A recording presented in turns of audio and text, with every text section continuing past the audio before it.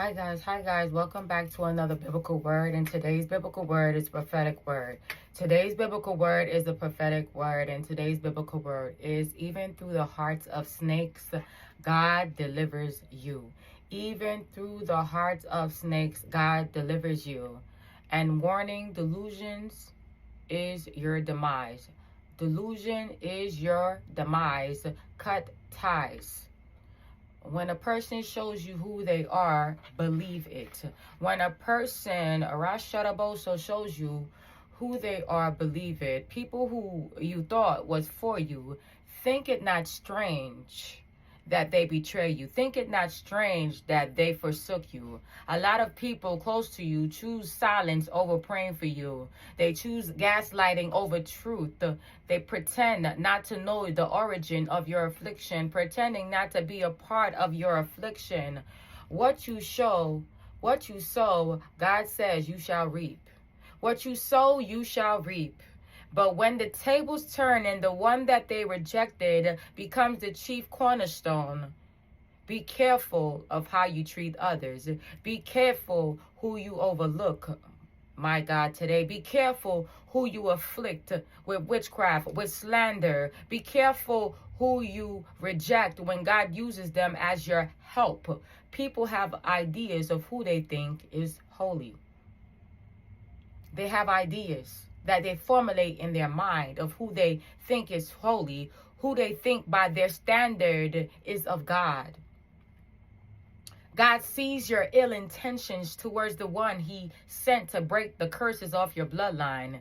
People rather sit in a religious spirit of judgmental, of what they feel is a God standard for who is of God. They inhabit a Jezebel spirit, in a witchcraft spirit of control and manipulation, because we know that witchcraft is not only occult practices, but the ideologies and mindsets of manipulation, control, slander, manipulation of truth, feigned ignorance, gaslighting.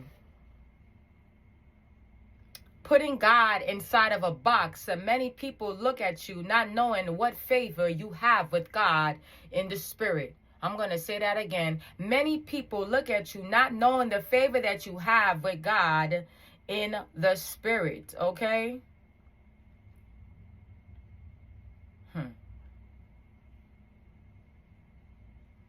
He sees your ill intentions, because who they expect to help them doesn't come in the package they expect.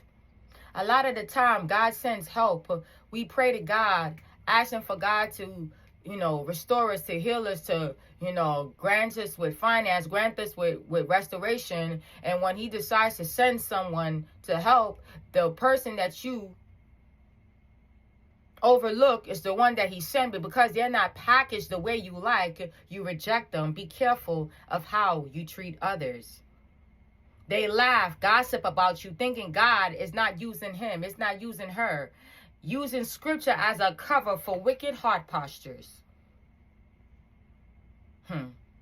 This part of the word is specific, so pay attention to some people that it applies to. Mothers and fathers being the villain in your affliction, wasn't there when you were afflicted, never said they loved you, never showed 1 ounce of love. If they did say that they love you, it's all brakes and no gas, no actions. What they speak out their mouth does not align with the true intent of the heart. Okay? Knowing when you were in the pit, as you clung for your life into what?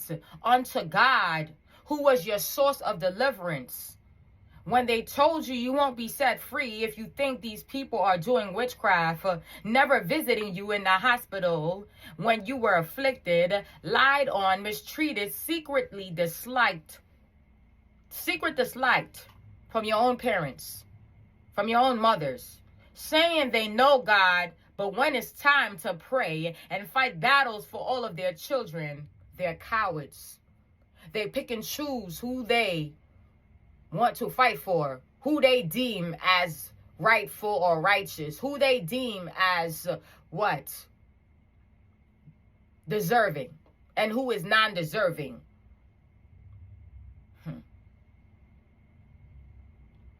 They're cowards. They pick and choose who they want to defend. And for those that this part of the word applies, if for some, if it was your son, for most mothers, this part of the word is specific for, you would have believed the prophecy. See, God is so wonderful that God will give you a vision. He will tell you something. He will put it in such a way that the vision that you had or the dream that you had will explain who is for you and who is not. You have a revelation of something or someone, and in the dream it will show that the person who's being afflicted is the person, but in real life, this person is not even the person. It is you. And when it's all said and done, when the tables are turned, and the dream was about someone having witchcraft placed on them, and originally the dream showed it could have been your brother, but when you found out in real life the dream was actually about you, and you needed people to gather there for you, to pray for you, to help you, they turned their backs. Because what they would have done for your brother, what they would have done for whoever, they pick and choose, and they pretend not to have favorites. But God sees, because he reveals all in the dreams. He reveals every hidden secret thing that is hidden. He knows the origin of your affliction. He knows who's for you. Some of you, your own mothers is not even for you. You know what I'm saying? You'll come to them and tell them about something that's happening to you, and most of the times what they're going to do, some of them will fight for you, and others, they will leave you for dead, and then pretend to think that God doesn't see your heart posture and know that you're the reason why this continues to happen, because you refuse to be what? To step in the gap and pray for your child. You pick and choose what child to love and what child not to favor and what child to favor. But God sees all things.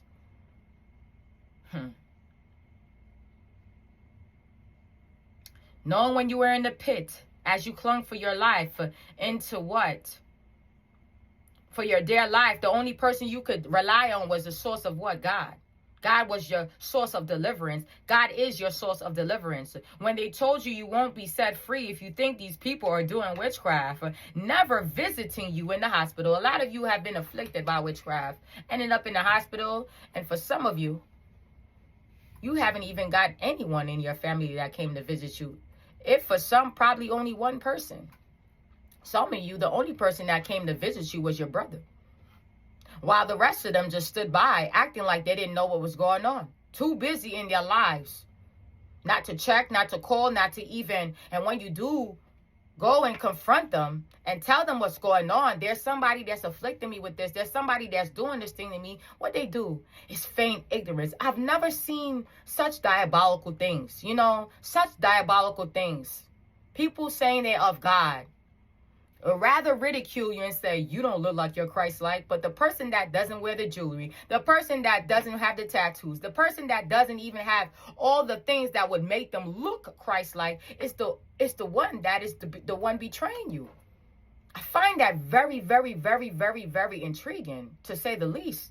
How the inner workings of the heart of the people work, of their heart posture, how God is so peculiar in his way of exposing things that are hidden. And they sit and they act like they don't know what's going on. You know what the worst thing is? Being complacent to a crime. When you know somebody, for example, is getting mistreated. Let's say it's what? They're getting abused physically. You know what's going on and you don't say anything, but you gaslight and pretend not to know. If you believe that these people, just pray for them. But if you believe these people are afflicting you, you'll never be set free. All the while, you know who's the one doing the witchcraft. You know why your daughter's afflicted. You know why your son's afflicted. You know. What do you choose to do? You choose to sit back, pretending, feigning ignorance, and think that God, Jehovah Jireh, doesn't see your heart posture. Some of them sit there wondering why you cut them off. Because God exposed who your mothers were to you. God exposed who your fathers were to you.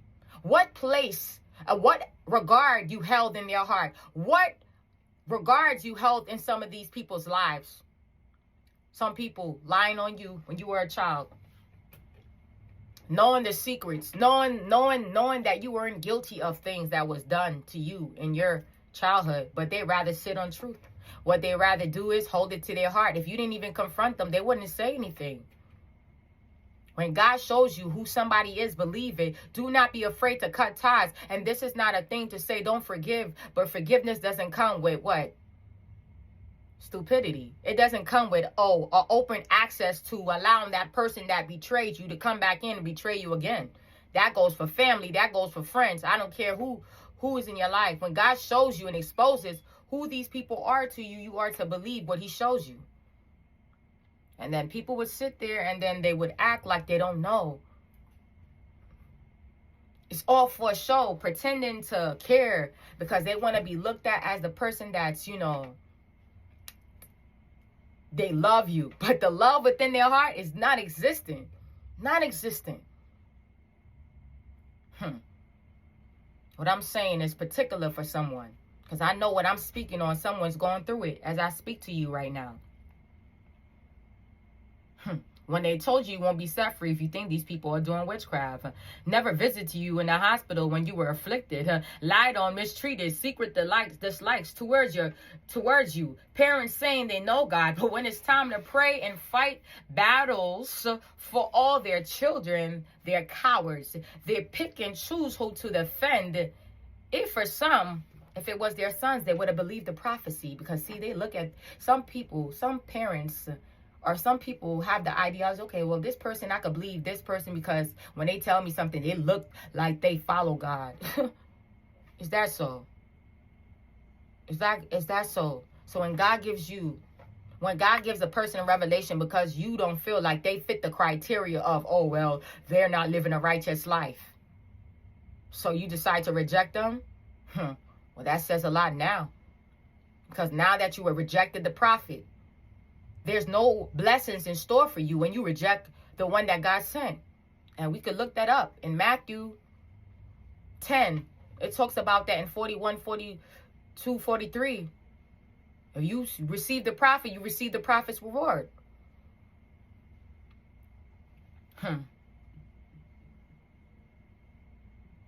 But when your daughters tell you of the prophecy that God has showed her, you lie, saying God told you this, rejecting the one who God sent. Some of you pick and choose as parents what child to accept, what ones to reject, and you think that God won't expose it. You purposely pretend not to know who is the one afflicting your child, who is the one doing the witchcraft. You are a part of that child's affliction. You are a part of it. Yet you profess to be a Christian, non-wearing, non-jewelry, non-tattooed, you consider yourself to be above it. But when it's time, when God puts the person that God knows that your heart posture is incorrect towards, to use them as a rubric to test you, you feel miserably. Leaving the generation to be still under a curse while the generational curse breaker walks away and has to cut ties with you because of your evil intentions.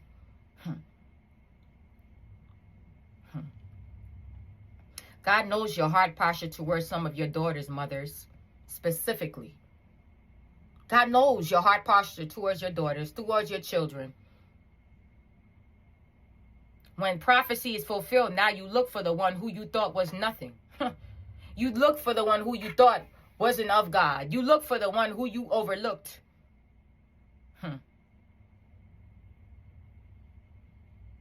The one who you chose to overlook, like how they overlooked Job. God uses the one you overlook as your test, and majority failed because God had to reveal some of who these so-called family members are, their heart postures, so you can become the test of the reality of how they truly feel about you. So you had to be the test. God had to expose everything that was supposed to be a part and not a part of your life. He hid you in plain sight. Some of them overlooked you, never knowing who you truly were in the spirit. Not knowing that you were their answered prayer. Not because we are like omnipotent, because that's all glory of this world belongs to God. But God sent you as a help to them, and they chose to turn their backs on you. You share with them your prophecy that God gave you, because it's not even your prophecy or my prophecy. You share with them the prophecy that was given to you, and you were betrayed. Feigning ignorance is as guilty as the one doing the witchcraft. Slandering, backbiting, you're as guilty as the one that's wielding the witch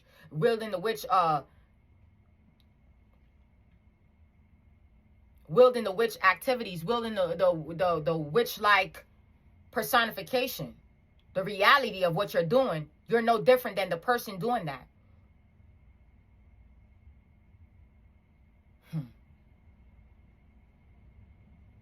You know who's for you when you're in the pit. But thank God for his love that he saw you even when family and friends, enemies of progress, didn't see your worth. Thanks be to glory, Yakara Sandaraboso, to the one true living God for seeing me, for seeing you when others chose not to. He saw the lies told on you, people choosing to hold secrets of truth to themselves. They rather put on a show pretending that they held you in high regards. A lot of you all have cut the ones off who have betrayed you. Love from a distance. But you can never overlook the one who was there for you, for me, in the origin of your affliction. When your origin of your affliction took place, God delivered you. And I won't ever forget that, and neither should you. Forgive, but don't give access unless God asks you to. To those who, for a better lack of word, helped you in your affliction, helped you to your demise. God over family, God over friends, God over flesh, forgiveness over hate. Because even though they betrayed you, forgiveness is what God asks and requires of you. But silence is now the language you speak to those who wish you ill will. To those that rejected you. To those that rejected the prophet. When you cut ties, God has asked you to. He knows it's for your protection. He sees the hearts of those who despise you. Obedience is better than sacrifice. Everyone cannot go to where God is taking you. Thank you for listening. Until next time. Be safe.